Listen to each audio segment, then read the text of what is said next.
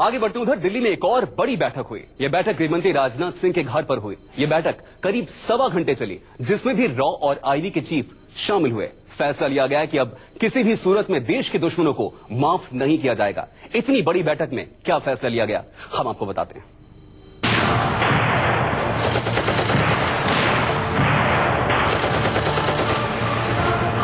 अमरनाथ यात्रियों पर हमला करने वाले आतंकियों के खिलाफ प्लान तैयार हो चुका है।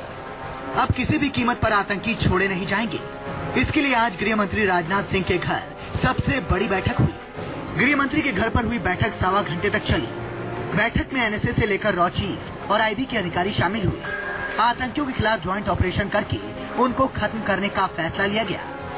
सुरक्षा बलों को सर्च ऑपरेशन और तेज करने का आदेश दिया गया। बिना रजिस्ट्रेशन के अमरनाथ यात्रा में शामिल गाड़ियों पर कड़ी नजर का आदेश दिया गया। अमरनाथ के दर्शन कर वापस लौटने वालों पर नजर रखी जाए। सुरक्षा घेरे से जाकर खरीदारी और साइट सीइंग को लेकर सतर्क किया जाए। कहा जा रहा है कि हमले से पहले खुफिया अलर्ट था, फिर कैसे हो गया इतना बड़ा हमला।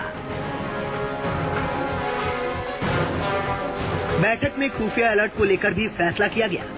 गृह मंत्री ने खुफिया एजेंसियों से कहा कि आतंकी हमले पर पुख्ता अलर्ट मिले, आतंकियों के मूवमेंट की रियल टाइम की जानकारी जुटाई जाए, अमरनाथ यात्रियों के काफिले की सीआरपीएफ सुरक्षा को और मजबूत किया जाए। बैठक में अलग अलग जगहों पर ड्रोन से और ज्यादा निगरानी की जाए। सीआरपीएफ के डीजी आरआर भटनागर से बालटाल और पहलगाम के रूट की सुरक्षा पर ग्राउंड रिपोर्ट तलब की। बाबा बर्फानी के भक्तों और सरकार दोनों ने इस आतंकी हमले को चुनौती के तौर पर लिया है।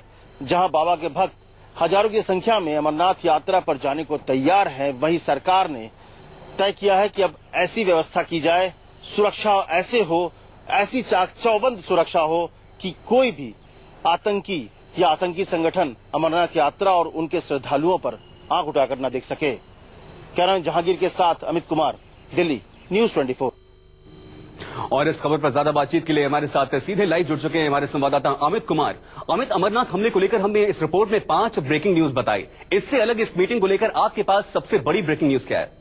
सबसे बड़ी बात यह है कि आज जो मीटिंग हुई इसमें 2 चीजों पर बहुत ही गंभीरता से बात हुई। एक तो कि जो फुल प्रूफ सिक्योरिटी देने के बावजूद भी इस तरह की चूक कैसे हुई, कहां गलती हुई, क्योंकि पिछले बार जो भी हुए थे कम से कम 300 बटालियन से ज्यादा वहां पर फोर्स है। इसके अलावा आरोपी जो है वो सेना के 5 आरोपी टीम लगी हुई है जो इस पूरे रास्ते में मौजूद है। तो इसके बावजूद अगर हमला होता है, आतंकवादी अपने मंसूबों में कामयाब होते हैं, तो ये बहुत बड़ी चूक के तौर पर है। लेकिन दूसरी तरफ देखिए एक और चीज था कि जो हमला हुआ है, जो आतंकी है, वो इस्माइल, उसको न्यूट्रलाइज कैसे किया जाए। और बाकायदा इसके लिए एक टाइम फ्रेम के तहत कहा गया है कि उसके लिए ज्वाइंट ऑपरेशन चलाया जाए, ऑपरेशन तेज किया जाए और हर हाल में ये मैसेज दिया जाए कि अगर आप हमला करेंगे तो आपको न्यूट्रलाइज किया जाएगा, आपको मार दिया जाएगा। और इसके लिए तमाम जो इंटेलिजेंस फोर्सेज हैं। अभी तो आप ये कहना चाह रहे हैं कि सरकार ने फैसला किया है कि अब शॉर्ट टर्म टारगेट रखे जाएंगे। जैसे कोई आतंकी हमला होता है तो हफ्ते या 10 दिन का एक टारगेट फिक्स किया जाएगा, उसके अंदर ही न्यूट्रलाइज कर दिया जाएगा आतंकियों को। जी हाँ, और ये शॉर्ट टर्म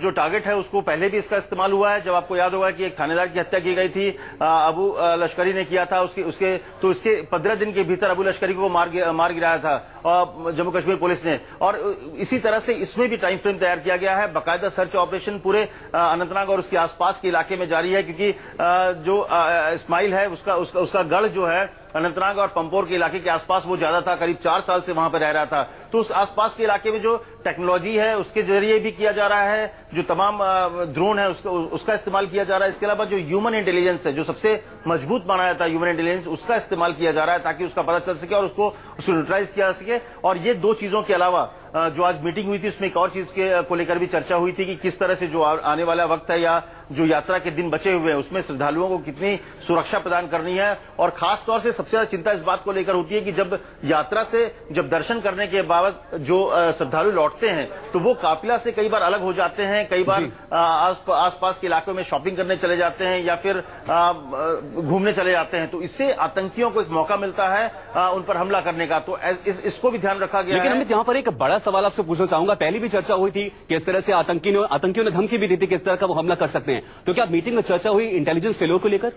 देखिए, इस बात को लेकर चर्चा जरूर हुई कि जैसे कि अगर हम सरकार की बात करें तो सरकार को 100 में से 100 बार सफल होना पड़ेगा किसी भी चीज को आतंकियों से बचने के लिए, लेकिन आतंकवादियों को एक बार अगर वो सक्सेस हो जाते हैं तो उनके लिए बड़ी बात होती है। निश्चित तौर पर इंटेलिजेंस था कि इस तरह का हमला हो सकता है, खास करके पिछले 3-4 महीने में जिस तरह से सुरक्षा बलों ने एक बड़े लेवल पे ऑपरेशन चलाया हुआ था, आतंकियों के खिलाफ लगातार आतंकी मारे जा रहे थे, तो एक तरह की बेचैनी, एक तरह का आप कह सकते हैं कि उनको अपनी अपनी ताकत शो करने की भी जरूरत थी आतंकियों को, और इसलिए वो एक बड़े हमले की साजिश में थे और पूरी अमरनाथ यात्रा उनके निशाने पर था। लेकिन इसके बावजूद अगर यह हमला होता है उसमें कहीं ना कहीं चूक इस लेवल पे भी है कि बिना रजिस्टर्ड गाड़ियों को परमिशन दी जाती है, रात को शाम को 7 बजे के बाद कहा जाता है कि कोई किसी भी तरह के उस रूट पर गाड़ी नहीं चलनी चाहिए। इसके बावजूद गाड़ी चलती है, भले ही टायर पंचर हो, किसी भी वजह से हो, इसके बावजूद अगर आतंकी आते हैं, हमला करते हैं तो निश्चित तौर पर चूक है। हालांकि फिलहाल इसको अलग से कर दिया गया है, लेकिन इस पे भी बड़े स्तर पर चर्चा हो रही है कि जो रिपोर्ट मंगाई गई है कल रात से, जब 8:20 में हमला हुआ था, इसके बाद एनएसए खुद लगे हुए थे, इस पूरे मामले को लेकर बात कर रहे थे। गृह मंत्री थे, प्रधानमंत्री ने खुद राज्यपाल एनएन वोरा और वहां के मुख्यमंत्री महबूबा मुफ्ती से बात की थी। लेकिन जो सिक्योरिटी आमतौर पर देखा जाता है कश्मीर के अंदर सोशल मीडिया के जरिए भी कई तरह की अफवाहें फैलाई जाती हैं, तो क्या इसे लेकर भी कोई फैसला लिया गया? देखिए, सोशल मीडिया को लेकर गृह मंत्रालय और आईबी की तरफ से एक अलग से सेल बना हुआ जो इस तरह की चीजों को देखते हैं, और खास तौर से बुरहान वानी जैसे यूथ जो कि बहुत ज्यादा अट्रैक्ट करते थे युवाओं को आतंकी संगठनों से जुड़ने के लिए या आतंकी गतिविधियों में के साथ जोड़ने के लिए या एक भारत के खिलाफ भड़काने के लिए जो कई तरह के वीडियोस का इस्तेमाल होता है, धार्मिक उन्माद फैलाने के लिए, तो इस तरह पर रोक लगाने के लिए ऑलरेडी वहां पर एक टीम बनी हुई है। और इसीलिए जब भी इस तरह के माहौल बनता है तो सबसे पहले वहां पर इंटरनेट सेवा को बंद कर दिया जाता है ताकि इस तरह की चीजों को ज्यादा स्प्रेड ना हो पाए। लेकिन इसके बावजूद अब फिलहाल अभी जो फोकस हमारा, अगर गवर्नमेंट की बात करें तो गवर्नमेंट का ये फोकस है कि बाकी की यात्रा सुरक्षा जो है के साथ पूरी हो जाए, और जो कोऑर्डिनेशन है, शायद इसीलिए आज रावत जो कि आर्मी चीफ है वहां पर मौजूद थे, सीआरपीएफ डीजी वहां पर थे, जो अपने अपने अधिकारियों से बात करते, एक बेहतर कोऑर्डिनेशन जरूरत है। कहीं ना कहीं सरकार ने साफ कर दिया है कि अब याचना नहीं रण होगा और सरकार आतंकियों के सफाई के सबसे बड़े प्लान पर काम कर रही है।